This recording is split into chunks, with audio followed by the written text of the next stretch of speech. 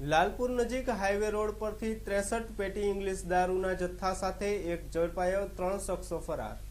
જામનગર જિલ્લાના લાલપુર તાલુકાના highway road ઉપરથી પસાર થતા એક ટ્રેક્ટરને બાતમીના આધારે ફિલ્મી ઢબે પીછો કરીને લાલપુર પોલીસે 63 પેટી ઇંગ્લિશ દારૂના જથ્થો અને ટ્રેક્ટર સહિત એક શખ્સને ઝડપી લઈ રિમાન્ડ પર લીધો હતો અને અન્ય 3 આરોપીઓ ફરાર છે। લાલપુર તાલુકામાં દારૂનો જથ્થો ઘુસાડાઈ રહ્યાની બાતમી ગ્રામ્ય ડીવાયએસપી ગઢવીને મળતા તેમણે સીપીઆઈ ઝાલા તથા લાલપુર પીએસઆઈ જાડેજાને સતર્ક કર્યા હતા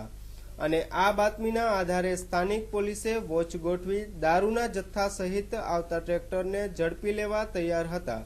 તે દરમિયાન ટ્રેક્ટર ચાલક બીજા રસ્તેથી નાસી છૂટવા પ્રયાસ કર્યો, પરંતુ પોલીસે ફિલ્મી ઢબે પીછો કરી ટ્રેક્ટરને આંતરી તલાશી લેતા તેમાંથી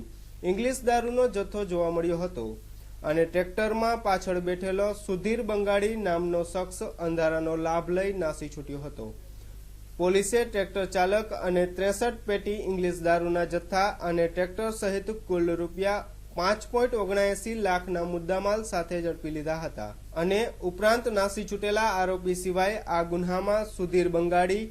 જયેશ રામજી રાબડિયા તથા રાજસ્થાનના ભરત મારવાડી એમ 3 શખ્સને ફરારી જાહેર કરી ઝડપી લેવા પોલીસે ચક્રો ગતિમાન કર્યા હતા